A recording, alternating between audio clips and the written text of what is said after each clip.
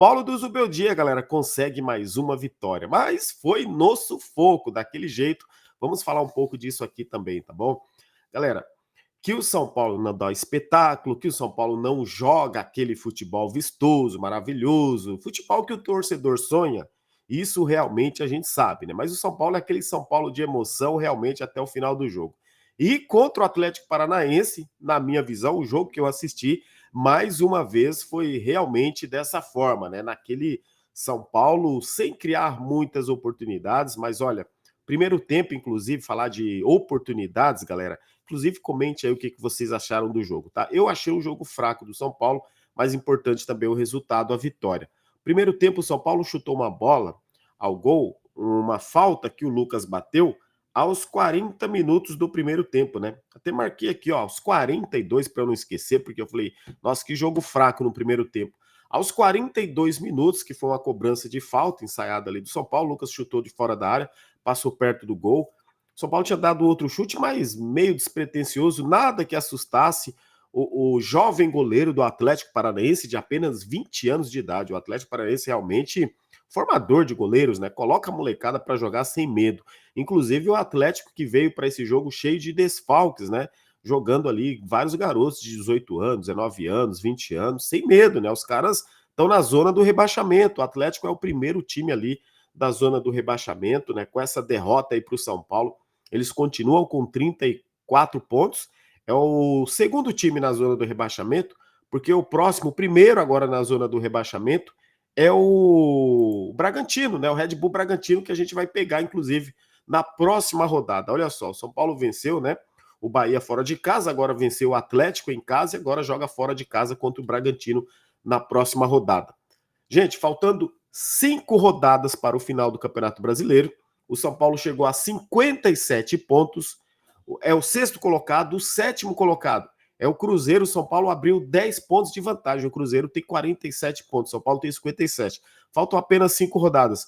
Muito difícil, o São Paulo não vai se classificar para a próxima Libertadores, né? Na pré-Libertadores, praticamente o São Paulo já está, só fazer o dever de casa, né? Muito difícil. Inclusive, o São Paulo pode se classificar ainda para a fase de grupos e podendo se planejar melhor para o ano que vem. Agora, falando um pouquinho, voltando um pouquinho mais no jogo, primeiro tempo do São Paulo, galera, eu achei muito fraco, sabe? A gente tenta, né, ver algo diferente, jogadas diferentes, mas não adianta. Esse São Paulo aí, realmente, São Paulo do Zubeldia é um São Paulo pragmático, ele é meio previsível. Depende muito de uma arrancada do Lucas, uma arrancada do Ferreirinha, né? Então, é o São Paulo do Zubeldia dessa forma. E detalhe, né? O primeiro tempo, o time que entrou, galera, o Sabino entrou como lateral esquerda, né? E para quem assistiu aqui o vídeo de hoje cedo, né, que a gente comentou, e até falei para vocês, ó, existe uma possibilidade do Sabino jogar na lateral esquerda, porque o Zubeldia vem treinando, treinou com ele na lateral esquerda, pode ser uma opção de jogo. E realmente aconteceu. Ele já entrou com o Sabino na lateral esquerda, né? E o Jamal Lewis acabou ficando na reserva. E mais uma vez, isso mostra que o scout do São Paulo não existe. Contratou um lateral que é inferior ao Wellington que vai embora, e inclusive o treinador prefere um zagueiro canhoto jogando como lateral esquerdo do que o próprio Jamal. Aí existe a questão aí de adaptação, né? Mas na minha opinião, isso aí é qualidade que falta no jogador, não é adaptação. Eu acho que aquela questão da bola, Jamal Lewis no campo, eu acho que ele é um jogador que acabou decepcionando as expectativas da diretoria do São Paulo e propriamente dos nossos torcedores também. O São Paulo vai ter que contratar de novo o lateral esquerdo, né? Que novela, hein, meu amigo do céu? Isso não acaba nunca, lateral esquerdo no São Paulo. Poderia contratar um lateralzinho direito também, né? Convenhamos, e o Igor Vinícius deixa muito a desejar também, já que o Moreira a gente não sabe se joga, o Rafinha se renova, se não renova, quer dizer, o São Paulo tem algumas coisas para se acertar. No meio-campo ali, o Luiz Gustavo saiu logo no começo do primeiro tempo machucado. Lisieiro entrou, fez uma boa partida. Para muitas pessoas, o Lisieiro ainda está enganando, né? Pela passagem dele no São Paulo, pela passagem nos outros times. Mas, galera, a gente pode não gostar do jogador, mas convenhamos, os jogos que ele vem fazendo no São Paulo, analisando assim, né, seriamente, ele tá jogando bem, cara. E hoje mais um jogo, mas o Atlético Paranaense é fraco. Tá, o Atlético Paranaense é fraco e o Caleri não marca gol contra o Atlético Paranaense. Tem esse detalhe.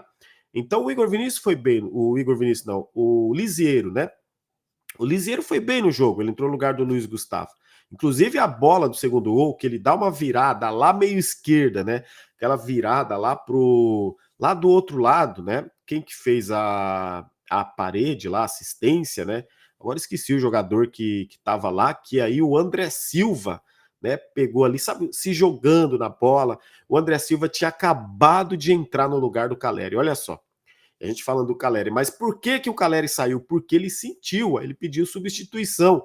Já era 40 minutos do segundo tempo. Se ele não se machuca, se ele não sente ali e pede para ser substituído, ele não ia sair, galera. O cara já estava se arrastando em campo, já estava cansado. E aí ele mantém, o Zubeldia mantém o Caleri em campo mesmo assim. Mas aí não tem como, né? Aí ele teve que sair aos 40 minutos. No primeiro toque a bola, o André Silva marca o gol. E é importante esse gol para o São Paulo, que além dos 3 pontos, que eleva o São Paulo aos 40, aos 57 pontos ainda, né, praticamente se garantindo ali na pré-Libertadores pelo menos, o André Silva chega a 6 gols no Campeonato Brasileiro. E é uma curiosidade, o André Silva em 12 jogos nessa temporada, que ele foi titular, o André Silva tem 6 gols, né? A maioria dos jogos ele, quando entra também, que o Zubeldia não troca muito não, né? Mas o Caleri, por exemplo, em 26 gols na temporada, o Caleri tem aí, como a gente fala, comparando, né? O Caleri tem, acho que são 13 gols, 14 gols, né? Mas no Campeonato Brasileiro, em 25 jogos, o Caleri tem 26 jogos, né? O Caleri tem 5 gols. 5 gols, muito pouco. Então, o reserva é artilheiro, é à frente do Caleri. O que, que eu penso nessa questão do time do São Paulo? O Caleri tá pesado, precisa de um descanso. Quando fala assim, pô, descanso, esses caras descansam toda hora. Já vem aí mais 10 dias de data FIFA, eles vão descansar de novo. Quando eu falo em descanso, galera, tem que ir para o banco de reserva. Entendeu? Tem que ter a sombra. Ah, o André Silva tá legal? Coloca o André Silva para jogar. Dá uma folga lá, dá um descanso pro Caleri. É aquele chá de banco. O jogador precisa ter esse choque de realidade. Não pode ser insubstituível, intocável. Gente, nos últimos 15 jogos, o Caleri fez 3 gols. Nos últimos 11 jogos, o Caleri fez 1 gol. Não tá bem. Se fosse o Luciano, estaríamos todos aqui criticando, cobrando o Luciano. Tem uma galera que pega pesado, pega no pé do Luciano, xinga ele de tudo quanto é forma. O Luciano não é meia? Não é meia. Mas ele é o artilheiro do time, fez mais 1 gol, 17 gols na temporada. Ele é o artilheiro do São Paulo também no Campeonato Brasileiro. E olha que ele não é o homem-gol 9, mas ele tá finalizando, tá fazendo gol de cabeça, inclusive hoje, gol de cabeça de novo. Então o Zubeldia também precisa entender isso. Não precisa demorar tanto. E da forma como ele deixa o Caleri que inclusive, né, o torcedor vai perdendo a paciência também com o Caleri. Isso aconteceu também ano passado. Não vamos ter aqui memória curta. Vocês lembram, ano passado o Caleri estava mal, muito mal. O torcedor, eu lembro bem, nas lives, nos vídeos, o torcedor já estava chamando ele de artilheiro dos gols inúteis, que eram poucos gols. E aí o Caleri faz aquele gol contra o Flamengo na Copa do Brasil.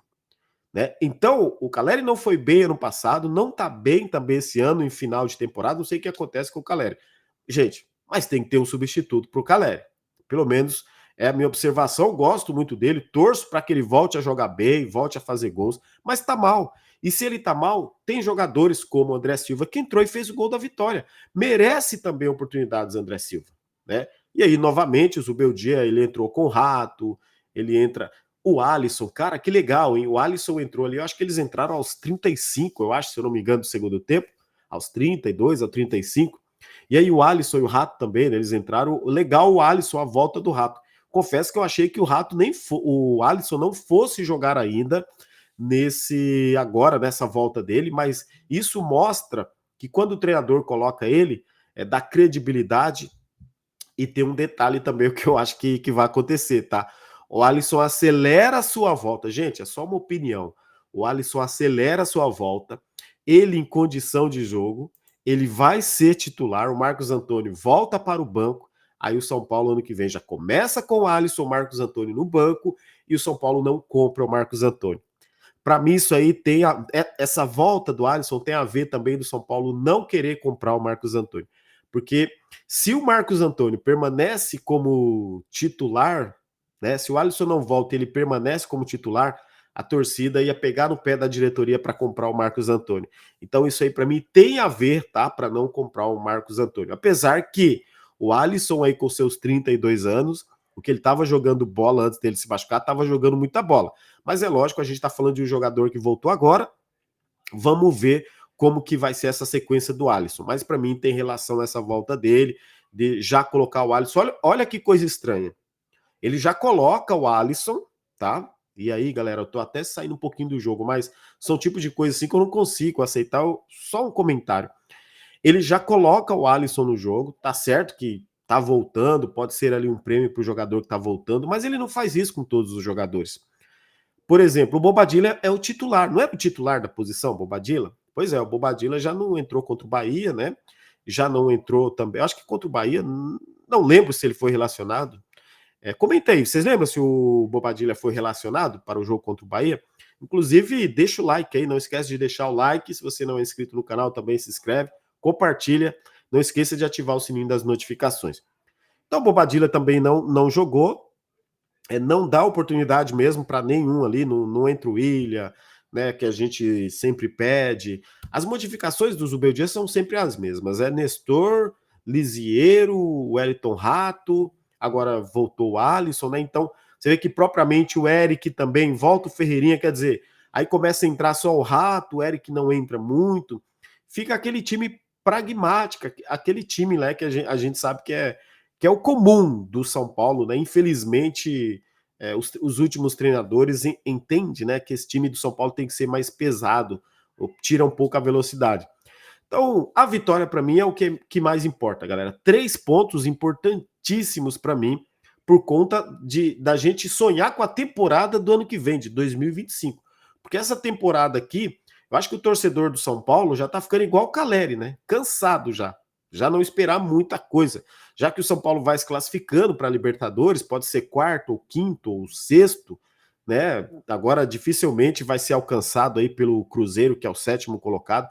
O São Paulo abre 10 pontos do Cruzeiro. Mas o futebol apresentado pelo São Paulo, pelo menos esse ano, que não foi um futebol legal. Eu acho que a gente teve assim lampejos, né, galera, de um futebol em determinados momentos. Por exemplo, lampejo hoje, por exemplo, contra o Atlético Paranaense. Você tem um lampejo, às vezes, do Lucas, às vezes do Ferreirinha, às vezes um chute do Luciano. Não, não tem aquelas jogadas criadas, triangulação, ultrapassagem dos laterais. Eu acho que falta muita coisa ainda para acertar esse time. E aí, em 2025, eu acho que é o que vai reacender, né? Talvez pelo menos a minha, né? A minha esperança de ver um São Paulo ano que vem jogar final de Campeonato Paulista, disputar de novo a Libertadores, sonhar com Copa do Brasil, vamos ver brasileiro, apesar dos times estarem bem fortes também, mas é a nossa esperança, porque esse São Paulo de 2024, no contexto geral, tá, gente, para mim, desanimou, foi um São Paulo que decepcionou, um São Paulo que jogou muito mal o Campeonato Paulista, um São Paulo que eliminado estranhamente da Copa do Brasil, né? Quer dizer, jogou nada também ali na Libertadores. São Paulo que sofreu, inclusive, de certa forma, até para se classificar. Depois pega o Nacional também, teve dificuldade. Aí quando pega realmente time forte, o Botafogo sofreu. Quer dizer, o Botafogo um baita time também. Mas enfim, foi uma temporada, na minha visão, assim, falando de futebol, jogo jogado, São Paulo decepcionou. O São Paulo pega os times fracos no Campeonato Brasileiro que estão brigando para não cair, o São Paulo sofre, extremamente São Paulo sofre, não consegue jogar bem. O São Paulo ganhou, compareceram 34 mil pessoas hoje no Morumbi, era a expectativa da diretoria, né? Comentei isso aqui, inclusive com vocês, a expectativa de 30 mil, 32 mil. Mais de 2 milhões de renda, é isso que eles adoram, né?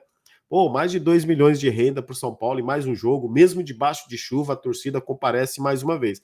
E agora o São Paulo vai descansar. O próximo jogo acho que é só daqui a 10 dias, agora tem data FIFA também, mais uma parada, né? E depois o jogo contra o Bragantino pela 34ª rodada do Campeonato Brasileiro.